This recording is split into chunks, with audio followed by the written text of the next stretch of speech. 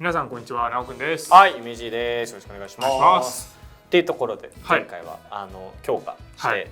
とりあえず UR にしてレベル99までするっていうところを、やっていったんですけど、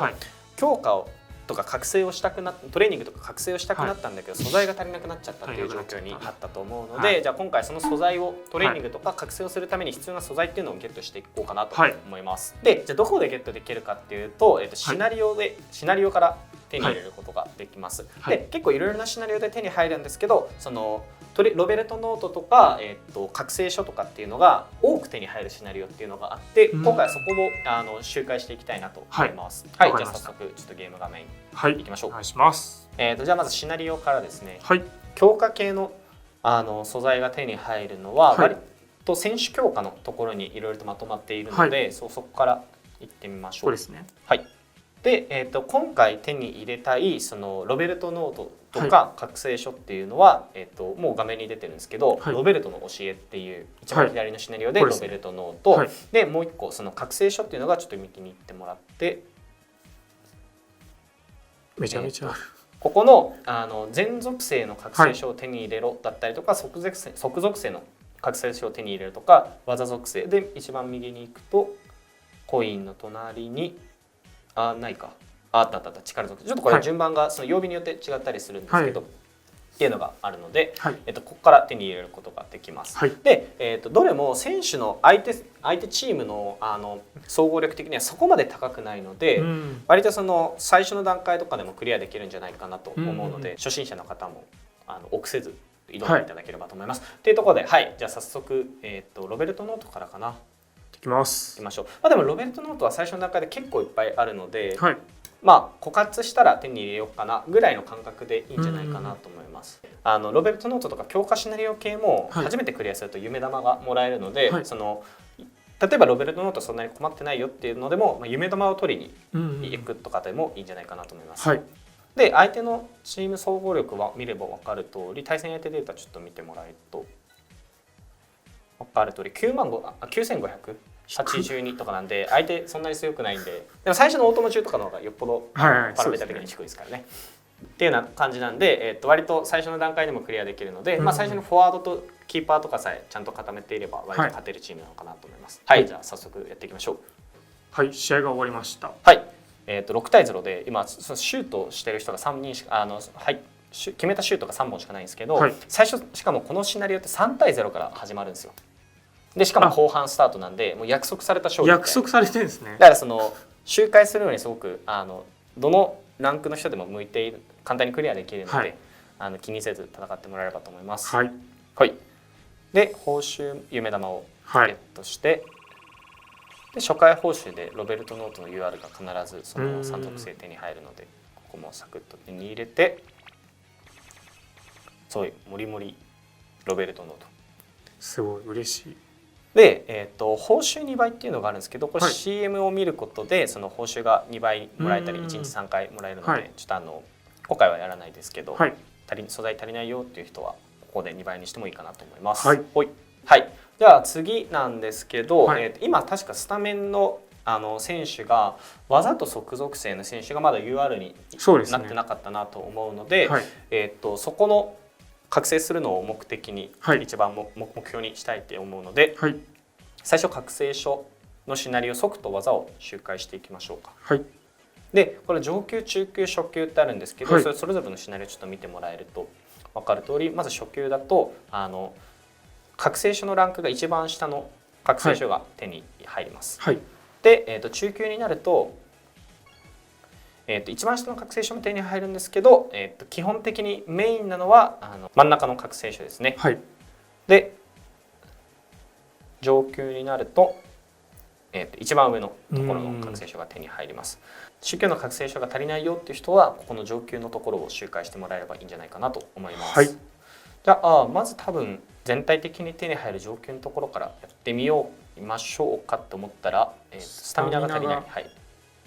で、スタミナは行動力回復ボールみたいなのがあるので、これを使うと回復できたりするので、ちょっと今回回復しましょうか。しちゃいます。で、回復は上限超えて回復できるんで、嬉しい。行動力の。なんでその全部使い切った後にやんなきゃいけないっていうわけではないので安心してください。はい、じゃあ早速やっていきますか。はい、一通り UR にできました。そうですね、はい、もうこれでスタメンが全て UR になったっていうところで、これで今まだベンチの選手がまだなんですけど、とりあえず最初のステップはこんな感じで突破したのかなと思います。はい、で最後にチームスキルっていうのを今回最後触れたいと思うんですけど、今チーム総合力が44万2904っていうところなんですけど、チームスキルを設定するとここがぐんと上がります。でここのチームスキルが結構このゲームにおいて、すごく重要だったりするので、ここの最後重要性と今とりあえずさっと設定して、この動画は終わろうかなと思います。でチームスキルっていうのって結構なんか他のゲームとかでよくあると思うんですけど、そのリーダースキルとチームスキルっていうのがあると思うんですけど、それと割と同じ感じで、このチームスキルをセットすることで特定の例えば国籍だったりその特定のポジションだったりっていう選手とかが能力が上がったりとか、あとなんかその条件、この選手の条件を揃えることで全体のパラメーターが上がります、全員のパラメーターが上がりますよみたいなものだったり結構いろいろあって、結構その全員のスキルパラメーターが上がったりとか、そのポジションがより上がったりとかするので、これを設定しているだけでかなり総合力が上がります。というところで早速ちょっと設定していきましょうか。でチームスキルとして設定できるのは、スタメンの選手と、ベンチの選手の中でその選手ごとに持っているチームスキルが違うので、その中から選んでいくことになります。じゃあちょっと早速タップして設定していきましょう。でいろいろあるんですけど、チームスキルの中には発動条件っていうのがあるものがあります。で例えば今2番目のやつだと超団結っていう風に書いてるんですけど、で技日本5人以上って書いてあって、これ何かっていうとその技属性の日本選手が試合に5人以上出ていると全員のパラメーターが上がりますよっていうチームスキルで、チームスキルの内容自体はすごく強力なんだけど、条件があるよっていうタイプと、例えば、一番上の世界のオフェンス力って書いてあるのがあるんですけど、これは発動条件とかはないんだけど、その代わり上昇幅は低いですよみたいなものがあったりしますね。例えばもうこれはすごく明確に違いがあるんですけど、一番上だと世界のオフェンス力っていうところで海外選手のオフェンスっていう特定のパラメータが 5% だけ、5% だけで 5% 上がりますよっていうところでなんですけど、逆に下の超団結だと技属性の日本選手が5人以上試合で出てなきゃいけないですよっていう制限はあるものの、それが揃っていると試合に出ている全ての選手の全パラメータが 17%、だいぶ違います。だいぶ違いますね。からUR に揃えた後にここのチームスキルをうまく持っている選手同士で組み合わせていくみたいなのが結構鍵になってきます。なるほど。じゃあ今ちょっとでもできるやつをやっていこうかなと思います。ちょっと回ってみて、これとかも即属性のクラブ選手5人以上とか技の海外とかで超団結の中にも強さがあって、さっき 17% だったんですけど、割とガチャの選手とかだと 20% みたいな感じでより強いチームスキルになっていくかなと思います。で、今回は多分そこら辺がまだそんなに揃っていないので、前回の動画で手に入れたこの秘書、この中国の選手ですね、とかだとこれちょっと長押ししてもらえると分かるんですけど、条件特になくてフォワードと OMF であれば 15% 上がります。でまたはアジア選手だったら 7% 上がるっていうので、フォワード OMF だったらどんな国籍だろうがどんな属性だろうが関係なく 15% 上がるので、ここは今チームスキルとしては結構強力なんですね。そうですね。ではこれちょっと1個目はめて、で2個目、これ最大3個まではめれます。で大体全部3個揃えるのが3個何かしらはめるのが普通なので3個選んでいきましょう。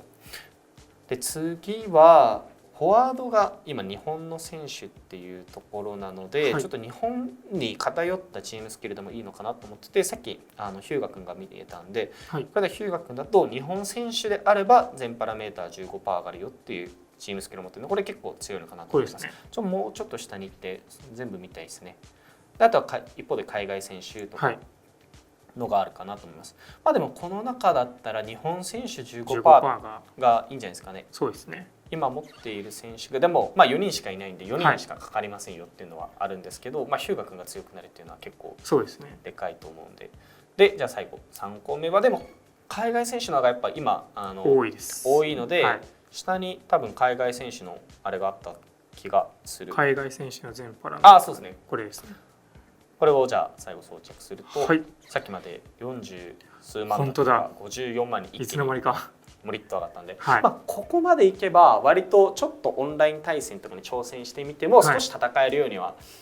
ちょっとなったんじゃないかなと思います。これ何も知らない人が突然こうオンライン対戦に来る時とかもあるんで、そうしたらちょっと知ってて全員 UR で固めてて、お強えじゃんみたいな感じになれるんですけどでももっと多分奥は深いので、ちょっと万全の状態でやっぱオンライン対戦に行きたいと思うので、次回少し触れたんですけど、潜在覚醒っていうのがありまして、これでまだ万全じゃないんですね。万全じゃない、まだまだ万全じゃないです。深い。一部の選手は、潜在覚醒っていうところで覚醒のもう一段階先の覚醒をすることができるんです。まだ先がある。その先があるんです。今、潜在覚醒されてに対応していない、潜在覚醒ができない選手とかもいるんですけど、潜在覚醒をすることでそのパラメーターがちょっと上がったりとか、その他に潜在スキルっていう最初の動画とかでちょっと選手のパラメーター見てほしいと思うんですけど、特技っていうのがあるんですけど、この特技みたいなものがさらにその潜在覚醒をすることで、潜在覚醒した後にそのスキルフィールドっていうのでそのスキルを開けていかなきゃいけないんですけど、解放していかなきゃいけないんですけど、それをどんどん解放していくことでこの特技みたいなスキルがいっぱいついていったりとかして、もうワンランク選手のパラメーターが強さが上がったりするので、次回ちょっとここについてやっていければなと思います。ちょっとスタミナ上げときますね。そうですね。シナリオクリアしつつ、最初はこういうのに最初強化していってチームが割と強くなったねみたいなのが体感できたら、シナリオを進めて夢玉とかを獲得しながら、ランクを上げるとスタミナが消費できる行動力が増えるので、いろいろなシナリオを周回しやすくなったりするので、最初はここまで揃えたら、じゃあいざその通常のシナリオで夢玉を獲得しながら自分のプレイヤーランクを上げていくっていうところを次のステップとして進めていければと思います。多分動画すると結構長くなっちゃうんで、これはもう次回の宿題としてやっていってもらいます。で多分これ夢玉また手に入るんで、じゃあその時に開催してるガチャでまたちょっと強くなろうっていう感じにしていきたいと思います。この動画が良ければチャンネル登録、高評価よろしくお願いいたします。じゃあまた次回の動画でお会いしましょう。またね。